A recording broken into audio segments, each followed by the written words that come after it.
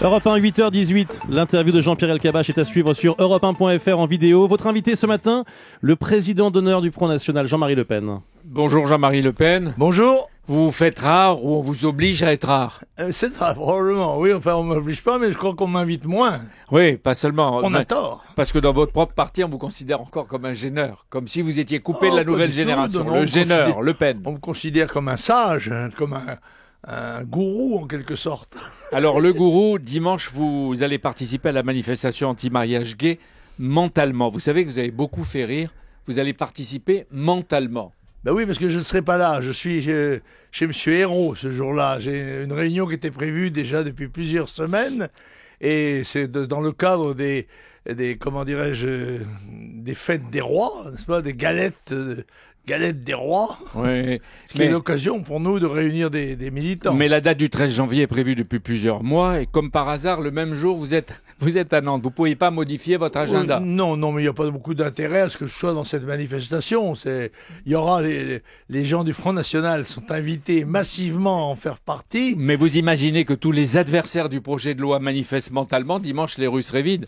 Non mais d'accord, mais c'est le cas de chacun d'entre nous. Moi, j'ai une autre obligation, eh bien je la remplis. Voilà, je la considère comme plus importante d'ailleurs que d'être dans cette manifestation, alors que j'ai fait connaître très clairement mon opinion d'hostilité au projet de loi du gouvernement. Et plus généralement d'ailleurs à sa politique. Le bureau politique du Front National, vous y participiez hier, appelle ses élus, ses cadres, ses militants et sympathisants à retrouver la délégation du Front National à Paris.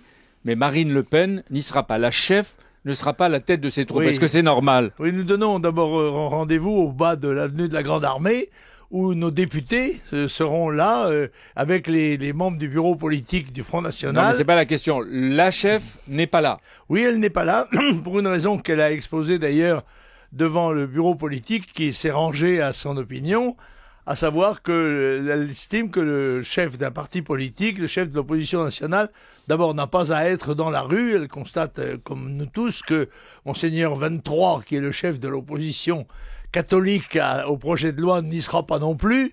Et que elle se compare à Monseigneur 23. Oh, bah, toute chose égale d'ailleurs. Mais il lui est déjà arrivé de manifester en tant que chef de parti.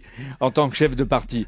Mais est-ce que vous comprenez, vous, Jean-Marie Le Pen, ce flou et en quelque sorte c'est pas un flou. Ce désaveu d'une partie de son propre parti. Je crois que Marine Le Pen, chef de l'opposition nationale, veut ainsi faire comprendre que le gouvernement et l'opposition UMP se servent de débats sociétaux pour ne pas parler des graves problèmes, très gravissimes problèmes du pays. Mais Jean-Marie Le Pen, un problème sociétal, quand il va réunir 500 000 à peut-être 1 million de personnes dans les rues, il a désormais une portée politique indéniable. Oui, c'est certain, mais nous... C'est une astuce de dire c'est un problème sociétal. Notre position est extrêmement claire, elle est beaucoup plus claire que celle du gouvernement, qui me semble quand même coincé, je crois que personne n'en a parlé, coincé dans un dilemme, parce que comment concilier la loi du mariage pour tous avec la parité?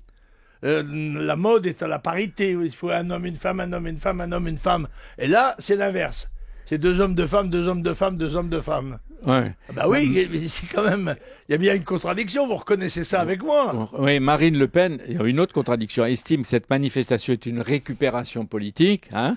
Elle n'y va pas, elle y est opposée, mais elle soutient ceux qui y vont. Non, elle n'est pas opposée à la manifestation. Elle ne veut pas personnellement y participer pour marquer solennellement qu'elle considère qu'il y a là une opération de récupération politicienne. Mais dimanche, je vous ai lu, vous étiez en meeting dans le Nord, vous trouviez vous-même que la raison de Marine Le Pen n'était pas péremptoire, oui, c'est-à-dire pas décisive, pas sans objection et pas crédible. Mais d'ailleurs, ça a été un sujet de débat au bureau politique, de débat courtois au bureau politique, mais le bureau politique s'est rangé aux raisons qu'a donné Marine Le Pen, son président. Florian Philippot, qui est le très actif vice-président du Front National, il paraît qu'il monte beaucoup, lui, avoue des vice-présidents. Avoue que les électeurs du Front National sont à propos du mariage homosexuel coupés en deux, 50-50, dit-il. Donc ça, je ne sais pas comment il peut tirer cette conclusion. Pas du tout. Je crois que très majoritairement. C'est lui qui le dit, hein, moitié-moitié. D'accord, mais ça c'est l'opinion de M. Philippot.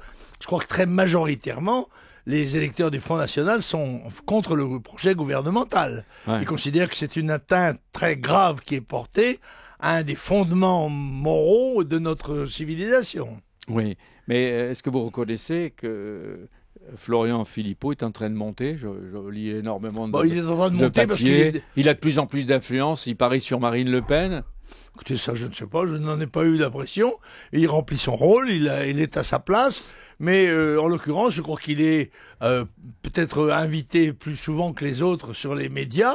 Mais en l'occurrence, je crois qu'il n'y a pas de déséquilibre à l'intérieur des mouvements. Jean-Marie Le Pen, selon le journal d'extrême droite Minute, partant de le citer, au sommet du Front National, on trouverait l'influence grandissante d'un lobby gay.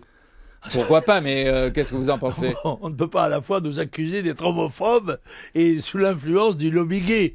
Je crois qu'il doit y avoir... le Front National n'est pas homophobe. Comme partout ailleurs, Monsieur El Kabbach, il y a des homosexuels et on ne leur fait pas la chasse au Front National, mais on n'en fait pas non plus la promotion exceptionnelle. Ouais.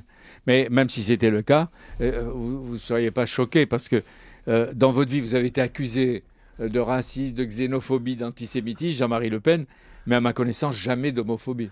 Non, mais en l'occurrence, le livre dont vous parlez vient de m'exonérer en quelque sorte de ces accusations. Et il paraît que ça a valu au rédacteur de ce livre d'être mis à la porte de Cohen et Pierre Péan, il a été mis à la porte de Marianne. ont accusé d'homosexualité, c'est pas la même chose.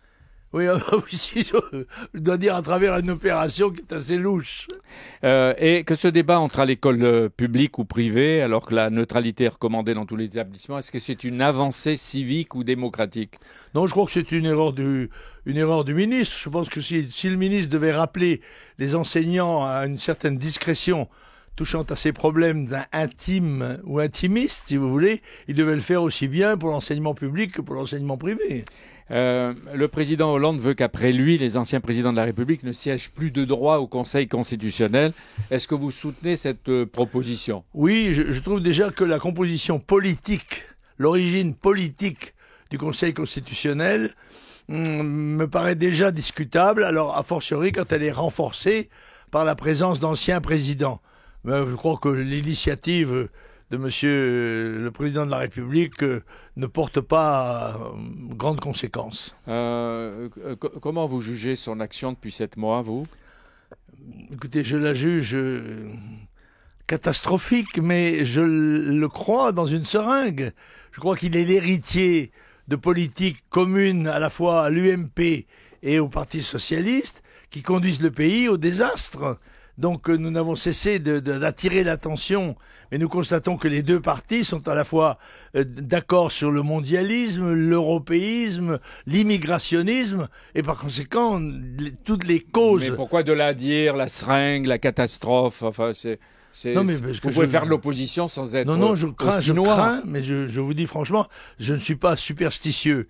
Et même à la limite, le chiffre 13, moi j'aurais plutôt tendance à l'interpréter comme nos amis italiens, de façon plutôt favorable. Mais je crois que la situation, objectivement, la situation de la France est catastrophique. Et qu'est-ce qui pourrait arriver alors, selon vous? Il peut arriver énormément de choses, mais je crois que cela peut acculer peut-être le président de la République à devoir quitter son mandat, interrompre son quinquennat. Attendez. Oui, j'ai bien entendu.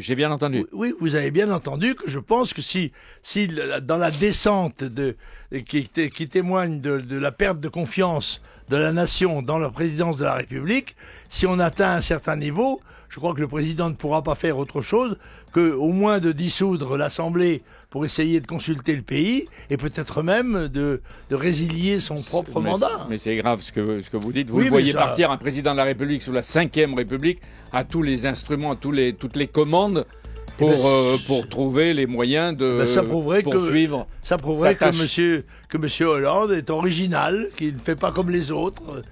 Un mot encore, Depardieu, il répète qu'il est français avec un passeport russe et bientôt la double nationalité belge. Est-ce que vous pensez, comme beaucoup de blogueurs, et Birnbaum le disait récemment, qu'on en fait trop autour de ses états d'âme, de ses placements, de ses voyages, etc. Oui. Moi j'ai dit à M. Depardieu, écoutez, je comprends un peu, évidemment, qu'il proteste contre la gravité de la pression fiscale. Mais je lui dis, c'est pas à l'étranger qu'on se bat contre ça. C'est dans son propre pays. C'est sur le terrain national que la bataille doit être engagée contre la politique du gouvernement et pas en allant se promener ailleurs. Merci d'être venu. Vous n'avez pas réussi à nous montrer que le Front National, le parti que vous avez créé, n'est pas divisé. Non, il n'est pas divisé. On sent bien qu'en dépit de ce que vous dites, il l'est. Eh bien écoutez, je vous assure que non. Merci, bonne journée. Merci à Jean-Marie Le Pen, merci à vous Jean-Pierre Elkabbach. À demain, dans un instant, Natacha Polony sur Europe.